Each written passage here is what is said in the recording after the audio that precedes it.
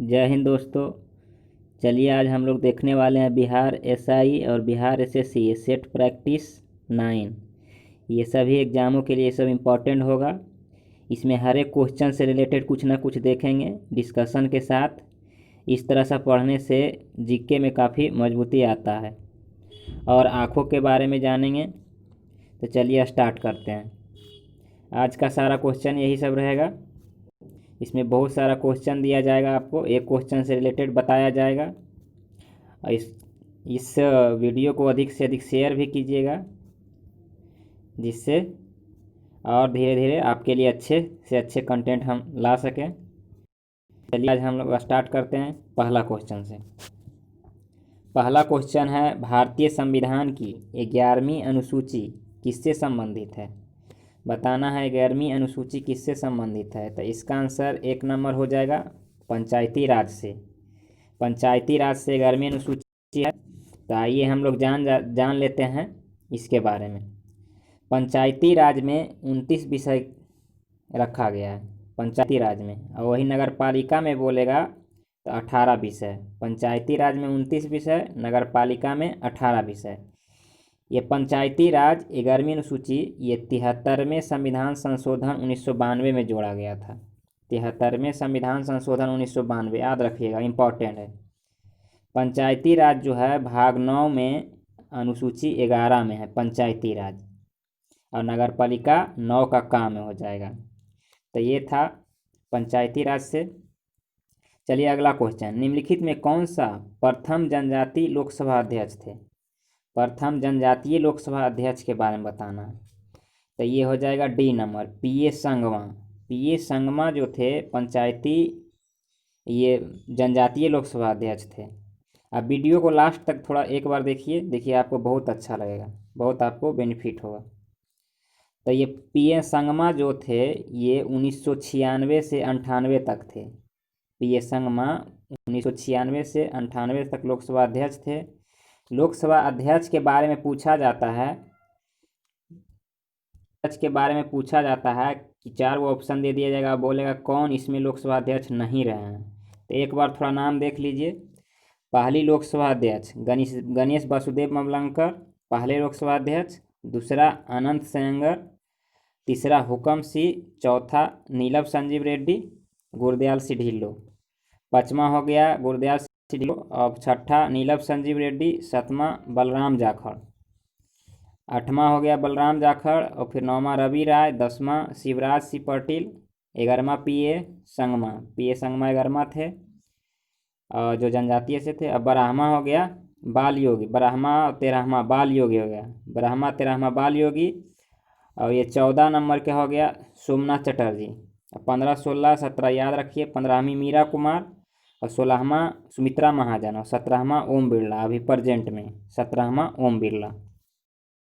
चलिए अगला क्वेश्चन है, नवयुवकों द्वारा 18 वर्ष की आयु पर मताधिकार का पहली बार प्रयोग किया गया किस आम चुनाव में?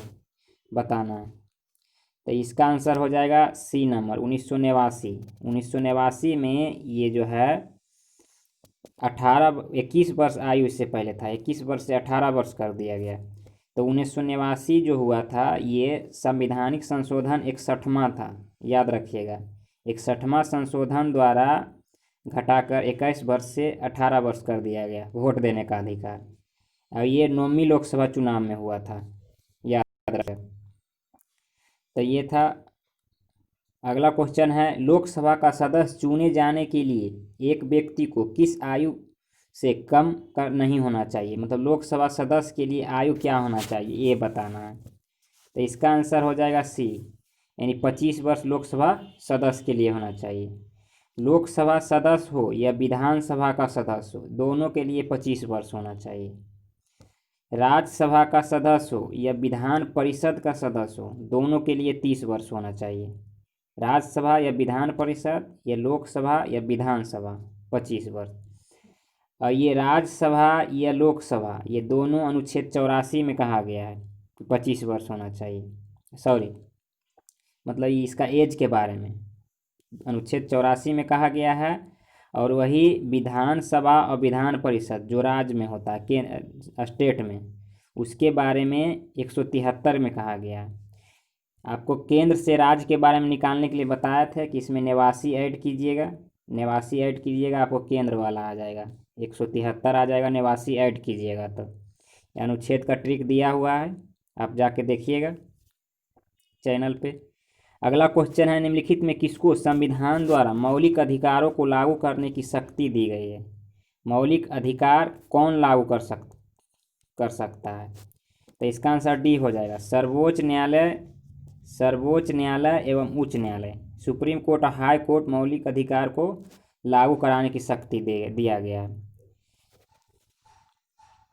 इसके तहत 5 प्रकार का रिट जारी होता है, जो देख लेते हैं। लेखा बंदी यानी बंदी प्रत्यक्षीकरण, परमादेश, प्रतिषेध, उत्प्रेषण, अधिकार पृष्ठ के माध्यम से। अनुच्छेद 32 को सुप्रीम कोर्ट, अनुच्छेद 226 के तहत हाई कोर्ट, 226 के तहत हाई कोर्ट, ये मतलब और हो गया 32 के तहत सुप्रीम कोर्ट के माध्यम से किया जाता है।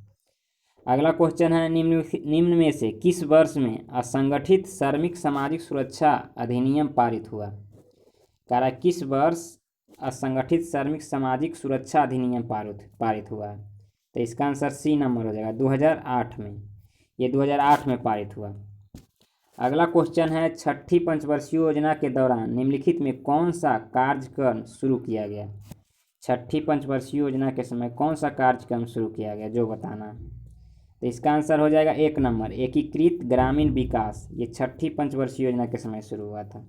तो पंचवर्षीय योजना का क्रम देख लीजिए, छठी पंचवर्षीय योजना कब आया था, स्टार्टिंग से थोड़ा सा एक नज़र में।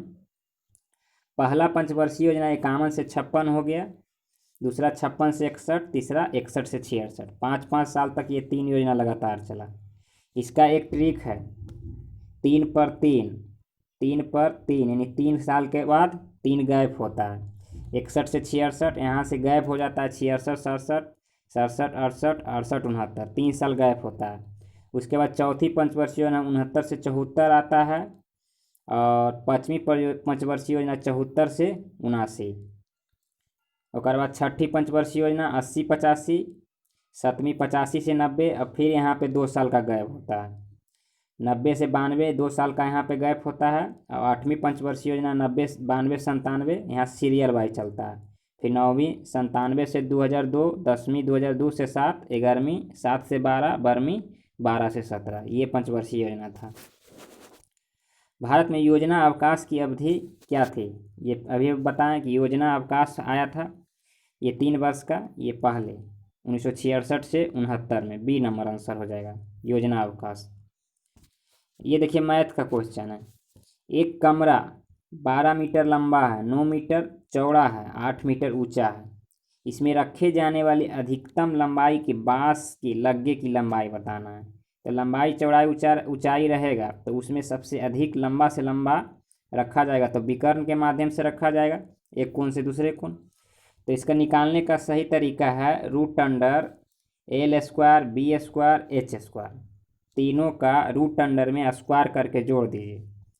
तो यहाँ पे क्वेश्चन था 12 मीटर, 9 मीटर और 8 मीटर। तो ये 12 मीटर का स्क्वायर, 9 मीटर का स्क्वायर, 8 मीटर का स्क्वायर, ये जोड़िएगा टोटल 289 आएगा। ये 17 का स्क्वायर है, तो 17 इसका आंसर हो जाएगा, 17, 1 नंबर। चलिए अगला क्वेश्चन है, मिलान करना है। इसमें आपको मिलान करना है कि क्या कौन किससे संबंधित है। तो बीटी कल्चर अंगूर उत्पादन से संबंधित है, बीटी कल्चर। वेजिकल्चर ये हो गया, वेजिकल्चर वृक्षों की कृषि से, पीसीकल्चर मत्स्य पालन से, और ओलेरीकल्चर ये सब्जी की खेती से, ओलेरीकल्चर हो गया। ये बहुत सारा अध्ययन दिया हुआ है, इसको एक नज़र में देख लिए। एपीकल्चर मधुमक्खी पालन, सेरीकल्चर रेशम कीट पालन, पीसीकल्चर मत्स्य पालन, माइकोलॉजी कवकों का अध्ययन, फाइकोलॉजी शैवालों का अध्ययन। माइकोलॉजी कवक और फाइकोलॉजी शैवाल। एंथ्रोलॉजी पुष्पों का अध्ययन, पोमोलॉजी फलों का अध्ययन, ऑर्निथोलॉजी पक्षियों का, इक्योथोलॉजी मछलियों का, एंटमोलॉजी कीट का, डेंड्रोलॉजी झाड़ी का, ऑफियोलॉजी सर्पों का। ओफियोलॉजी सर्पों का, और सेरोलॉजी, सारोलॉजी हो गया छिपकली का, सिल्वीकल्चर काष्ठीय पेड़ों का संवर्धन, हॉर्टिकल्चर उद्यान विज्ञान, फ्लोरिकल्चर फूलों की खेती। तो ये था। अगला क्वेश्चन है, मनुष्य की आंख कौन सा हानिकारक विकिरण से सर्वाधिक सुप्रभाव है? मनुष्य की अंगों में कौन सा हानिकारक विकिरण जो आता है उससे सबसे ज़्यादा प्रभावित है? तो वो आँख प्रभावित है, 1 नंबर। आँख सबसे ज़्यादा प्रभावित होता है। और ये हमारा आँख का इस तरह से नेचर होता है। इसमें देख लीजिए कहाँ पे क्या क्या होता है। तो देखिए आँख के जो ये उजला वाला भाग होता है उसके श्वेत पटल बोलते हैं। और ये लेंस हो गया, ये उजला वाला यहाँ पे ये लेंस हो गया। लेंस के बीच में जो काला वाला भाग होता है वो पुतली होता है, पुतली होता है। और लेंस को सिलियरी मांसपेशी द्वारा लटकाया हुआ रहता है दोनों तरफ। तो ये सिलियरी मांसपेशी हो गया। और यहाँ पे एक जलीय दर भरा हुआ रहता है। और कॉर्निया, इसके ऊपर कॉर्निया यहाँ पे रहता है। और ये परितारिका हो गया यहीं पे। और बगल में ये रक्त पटल हो गया, रक्त पटल, और इसको दृष्टि पटल उसको बोलते हैं।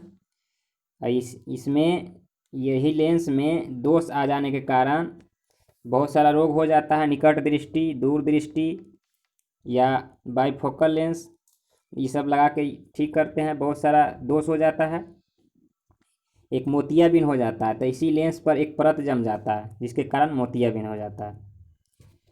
अगला क्वेश्चन है, टूटी हुई हड्डी की रक्षा के लिए प्लास्टर ऑफ पेरिस का प्रयोग होता है। प्लास्टर ऑफ पेरिस का प्रयोग होता है, यह क्या है जो बताना है?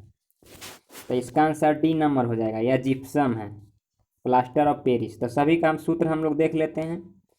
बुझा हुआ चूना एक होता है, तो बुझा हुआ चूना कैल्शियम हाइड्रोक्साइड CaOH के होल 2, बुझा हुआ चूना।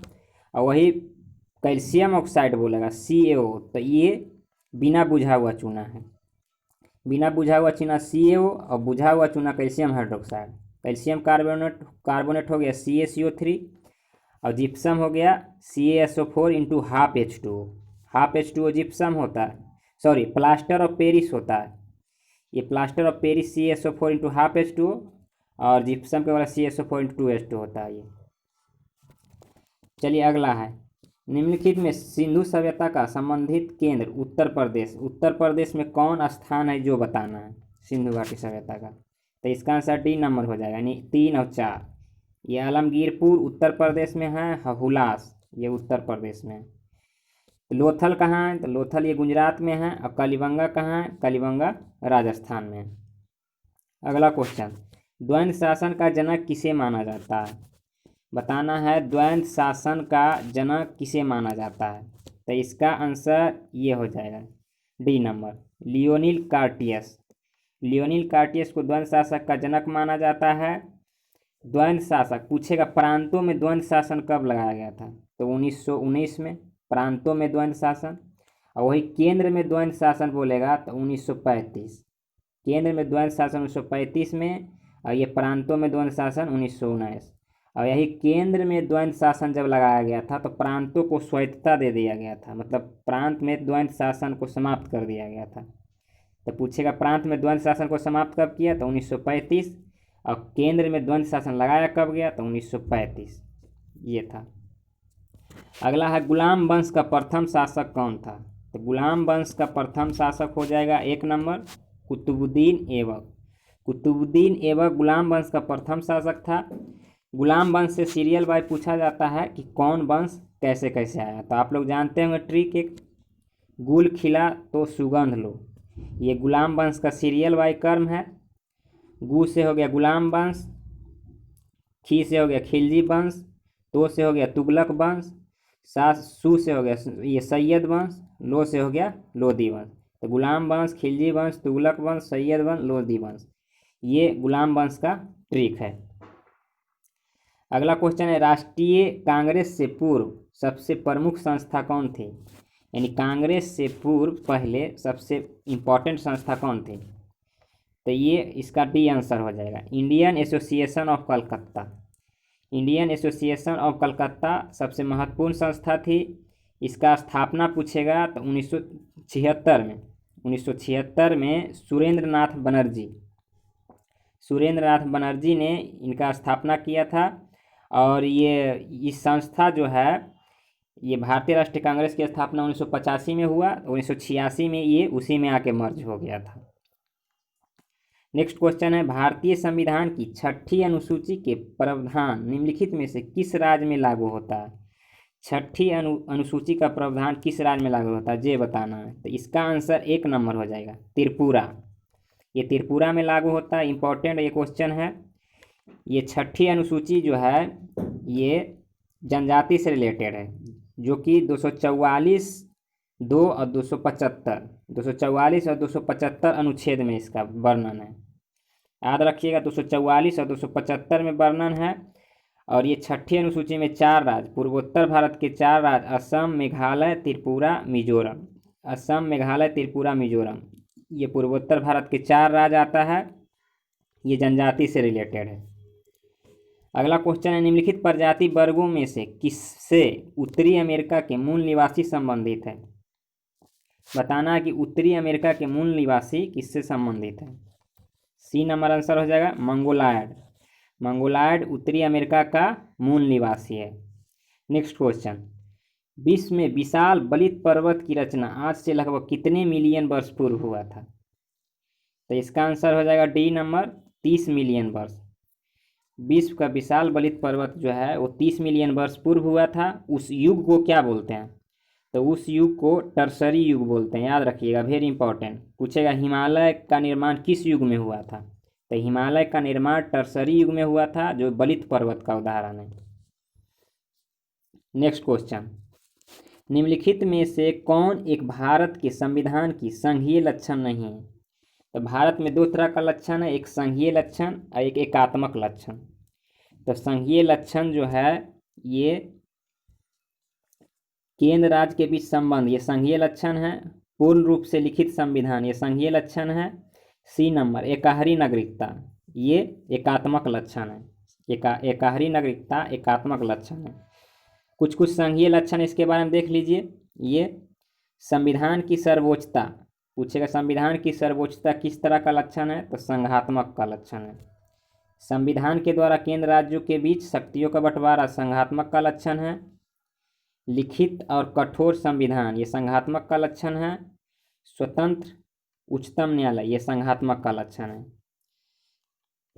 अगला क्वेश्चन है, उदारीकरण, निजीकरण और भूमंडलीकरण की नई आर्थिक नीति की घोषणा की गई थी किस प्रधानमंत्री के शासनकाल में? तो इसका आंसर क्या हो जाएगा बताइए आप लोग कमेंट में। इसका आंसर हो जाएगा सी, नरसिम्हा राव। इसको बोलते हैं उदारीकरण, निजीकरण और भूमंडलीकरण, LPG, लिबराइजेशन, प्राइवेटाइजेशन और LPG, ये बोलते हैं। तो इसमें नरसिम्हा राव के द्वारा हुआ, नरसिम्हा राव के शासनकाल में ये प्रधानमंत्री उस समय थे। अब पूछा जाता है उस समय वित्त मंत्री कौन थे? तो मनमोहन सिंह। मनमोहन सिंह वित्त मंत्री थे। 1991 में ये उदारीकरण, निजीकरण और भूमंडलीकरण किया गया था। तो आज का सेशन यही समाप्त होता है, आज का ये करेंट अफेयर। इसमें आप लोग देख लीजिएगा कि भारत में जो खेल होने वाला आयोजित है वो इम्पोर्टेंट हो जाता है कि भारत में कौन कौन सा खेल होने वाला है, आगामी खेल। तो चौथे खेलो इंडिया यूथ गेम, ये हरियाणा भारत में होगा 2021 में। चौथे खेलो इंडिया यूथ गेम। महिला एशिया कप भारत में होगा 2022 में, महिला एशिया कप। राष्ट्रीय शीतकालीन खेल भारत में होगा और 37वां राष्ट्रीय खेल भारत में होगा। और पुरुष हॉकी विश्व कप भारत में होगा। पुरुष हॉकी विश्व कप भारत में होगा, लेकिन महिला विश्व हॉकी कप बोलेगा तो स्पेन और नीदरलैंड में होगा। पुरुष हॉकी वाला, हॉकी का पुरुष का विश्व कप भारत में होगा और 37वां राष्ट्रीय खेल भारत में होगा। इम्पोर्टेंट है। और बाद बोलेगा कि फीफा अंडर-17 महिला विश्व कप भारत में होगा। फीफा वाला अंडर-17 वाला भारत में होगा। ICC T20 विश्व कप भारत में होगा। ICC T20 विश्व कप भारत में। और ICC चैंपियन ट्रॉफी भारत में। ICC क्रिकेट विश्व कप भारत में 2023 में, ये 13वां होगा ICC क्रिकेट विश्व कप। और ICC क्रिकेट विश्व कप 13वां भारत में। और यहाँ पे हो गया ICC T20 पुरुष विश्व कप भारत में, लेकिन ICC T20 महिला विश्व कप ये दक्षिण अफ्रीका में होगा।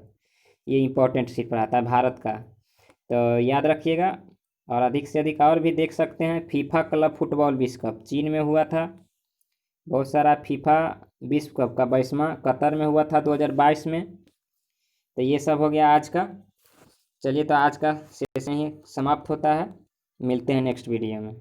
इसको अधिक से अधिक शेयर कीजिए आप लोग। जय हिंद।